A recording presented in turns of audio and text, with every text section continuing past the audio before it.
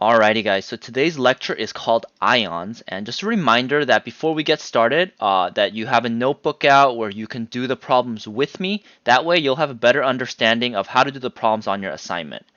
Okay, make sure you guys have a periodic table and a calculator out somewhere next to you so that you can do the problems and have these to refer back to try on your own.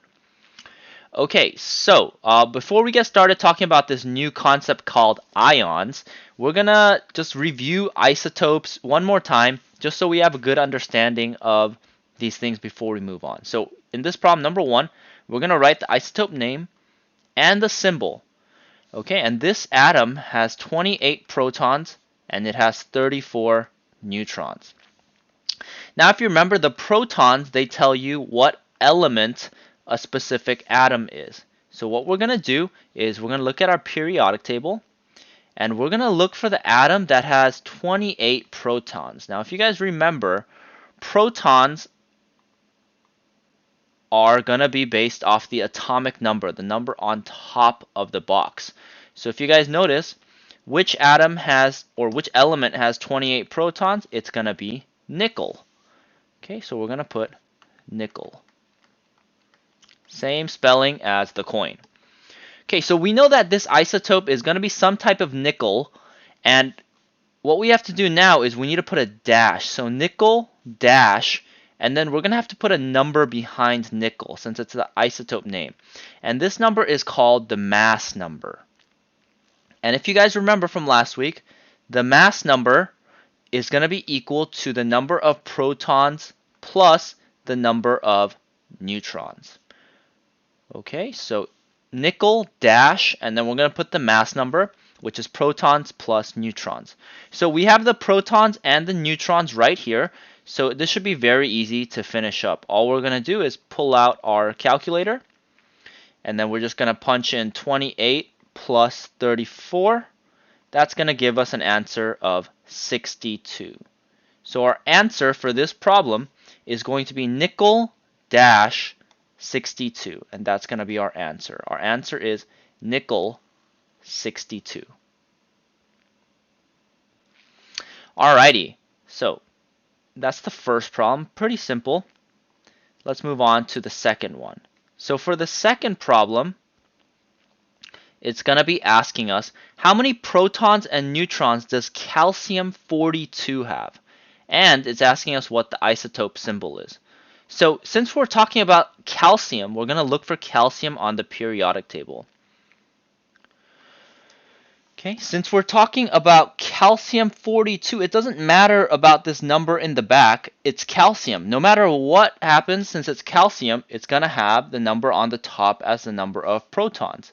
So if you find calcium on the periodic table, you'll notice it has 20 protons. So that's very easy. All we need to do is take the name, and that tells us how many protons there are. So calcium is always going to equal 20 protons. Doesn't matter if it's calcium 40, calcium 50, calcium a million. As long as it's calcium, it's going to have 20 protons. All right, so we got the protons out of the way. Now we need to do the neutrons. So if you guys remember from this earlier problem, the number in the back is called the mass number, and that's protons plus neutrons. So that means this number back here, 42, is going to be the sum of protons and neutrons. So if we set up an equation, it should look something like this. The mass number is equal to the protons plus neutrons. So the mass number is this number in the back. So 42 equals, how many protons do we have? We have 20 plus neutrons.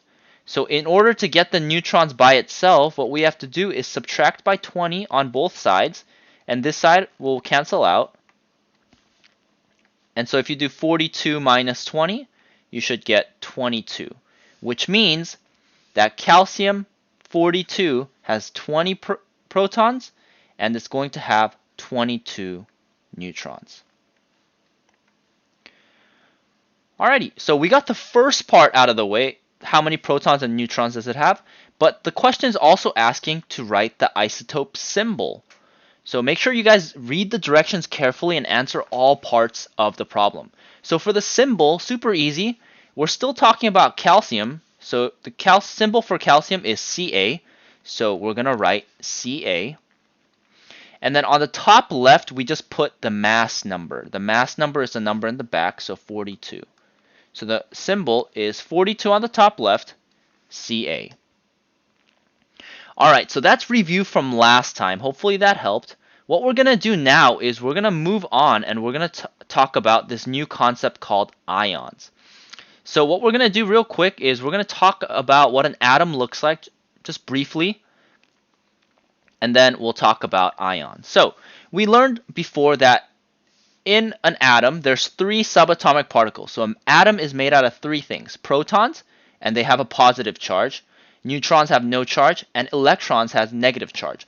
So last week we talked about how protons tell you the atom's element.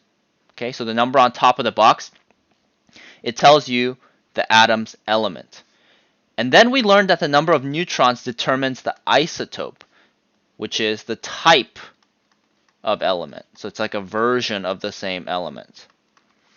Okay, but we haven't talked about the electrons yet. Up until this point, we said that all the atoms are neutral. Okay, neutral means no charge. We've only talked about atoms that have no charge. But today, we're going to be talking about atoms that have a charge.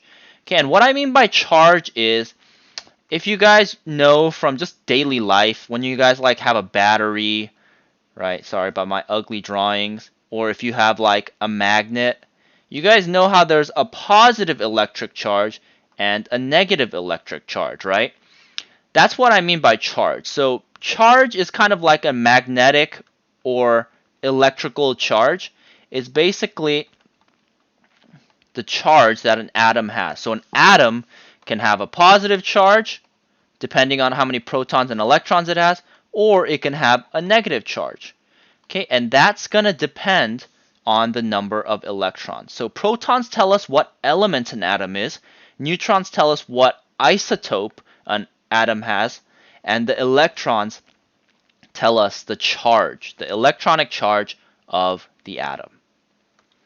Alrighty, so let's go on to some definitions before we do some problems. So we know that protons have a positive charge and electrons have a negative charge. We've learned that already. So last week we talked about neutral atoms only. Neutral atoms, neutral means no electrical charge. And we said that that means that the atoms have the same number of protons as the number of electrons. Okay, but today we're going to be talking about ions, and we're going to be talking about these for a while. So ions are atoms that do have an electrical charge. That means the atom is either going to be positive or negative. Another way you can think of that is that the atoms, they have an unequal number of protons and electrons. So now the number of protons and electrons will not be equal. Last week they were equal, but now we're going to be talking about ions. And ions inherently have a different number of protons and electrons. Okay? So ions, just to summarize, are atoms with an electric charge, and that means they have a different number of protons and electrons. Okay, let's move on. Okay, so there's 2 different types of ions. The first type of ions are cations. Okay? Cations are ions with a positive charge. And then the other type are anions. Anions are ions with a negative charge. Easy way to remember, if you look in the middle of cation, there's the letter T, and T kind of looks like a plus sign. So cations are ions with a positive charge, and anions are ions with a negative charge. Okay, so let's just think about it logically. Okay, we know that protons are positive, and we know that electrons are negative. If cations have a positive charge, which one do you think that they have more of? Protons or electrons? I'll give you a second to think about that. Okay, so protons are positive, and if the entire atom is positive, obviously that means there's more protons. there's more protons and there's less electrons. Because if the entire atom is positive, that means there has to be more positive things inside of it, right? And then the opposite is true here. Anions, since they have a negative charge, that means that there are more electrons than there are protons. So there's less protons and more electrons as well. Here's an easy way to think about it. Let's say that let's say I don't want to say let's say you have friends. When you have friends, right? Because everyone here has friends. Okay, the more positive people you have around you, right? That makes you more positive, right? And if there's only a few negative people, right? Like the number of positive people will balance out the amount of negative people. And what's going to happen to you? You're going to become more positive. That's what a cation is. There are more protons, there are more positive people in the atom, which makes the entire atom positive. But let's say the opposite is true. Let's say there's a lot of negative people in your life. Let's say everyone around you is negative. If everybody around you is negative, but let's say you have like one or two positive friends. Okay, it doesn't matter if you have like one or two positive friends. If everyone else around you is negative, that negativity is going to cancel out the positive people and you're going to become negative. That's the same thing with atoms. Okay, so cations are positive because they have more protons. There's more positive things. And anions are more negative because they have more electrons. Okay, and we're not talking about positive as in like good influence here. We're talking about electronic charges, positive and negative. They're like the opposite charges. So like when you have like a magnet, you know how there's opposite sides, positive and negative? We're talking about that kind of positive and negative. Okay, so those are cations and anions. So what we're going to do now is we're just going to jump right into practice. Okay, so I'm going to pull up my periodic table, and I'm going to recommend that you do these problems with me because these are very similar to what you're going to be doing on your assignment today. Okay, so here, it's asking us, what is the charge on a Mg, a magnesium atom, that has 10 electrons? Okay, so this is how you calculate charge, and make sure you guys write this in your notes somewhere, but the charge is always going to be equal to the protons minus the electrons. An atom's charge is always going to equal the protons minus the electrons. So let's look at magnesium. We know how to find the protons very easily. We just find magnesium on the periodic table and look at the number on the top. Magnesium has 12. So since magnesium has 12 protons, we can just plug in 12 right here. Okay, what about the electrons? It tells us in this problem this magnesium has 10 electrons. So since it has 10 electrons, 12 minus 2 is 2. So magnesium's charge is going to be 2, but we have to put positive 2. Okay, because you can also have a negative 2. So since we're talking about charges, charges can be positive or negative. So if you get a number, you always need to specify for charges if it's positive or negative.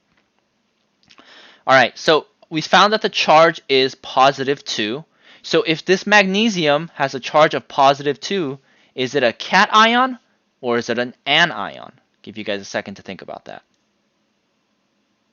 Okay, should be pretty easy. Since it's positive 2, we know that it's a cation because cations have positive charges.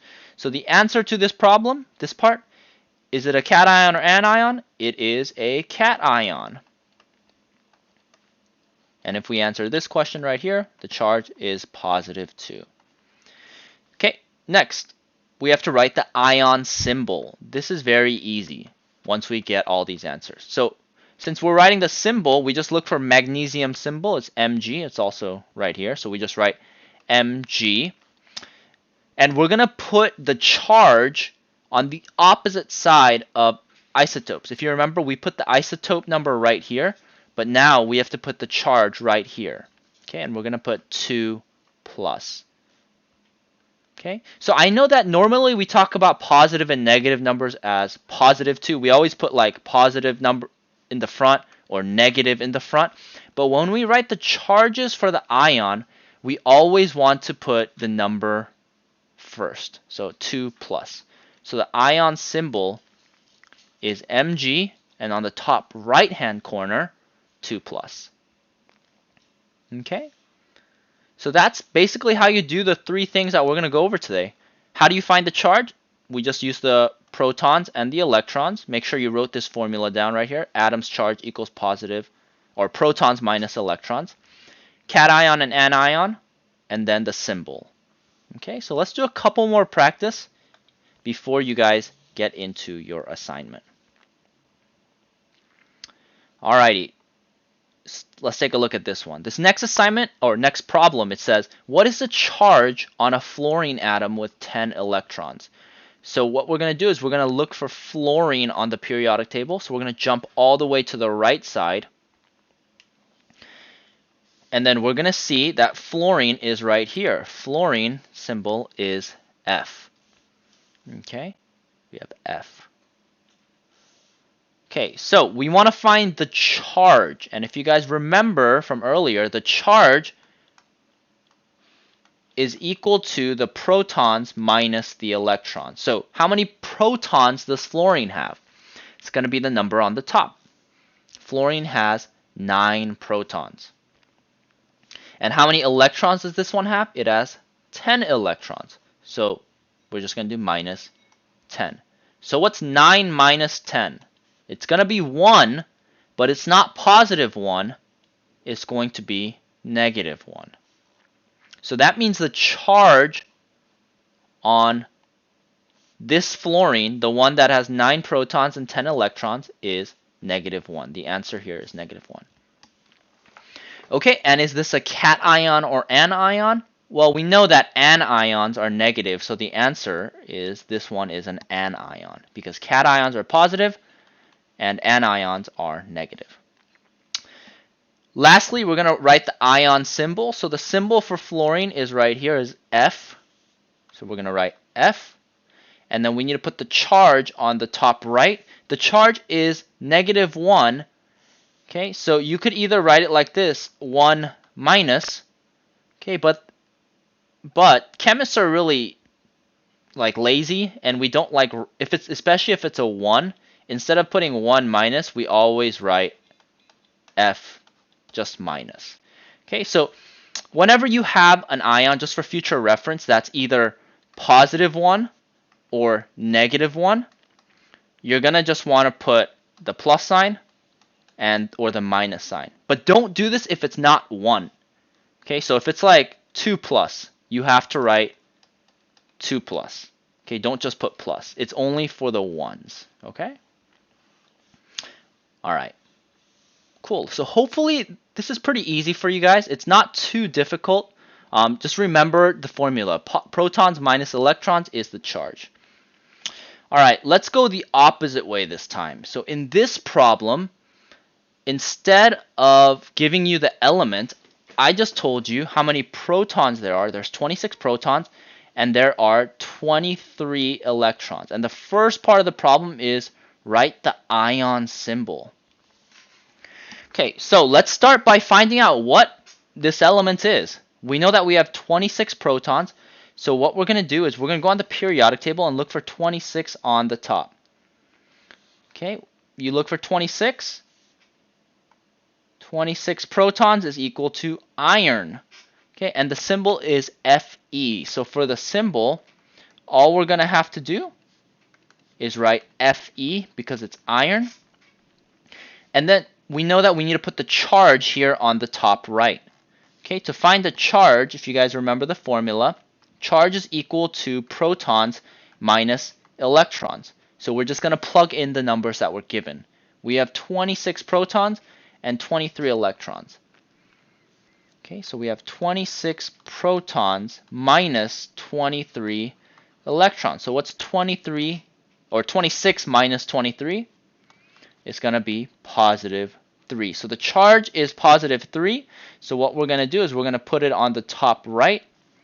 and so it'll be, the symbol will be Fe3+. Okay, that will be the symbol for this ion.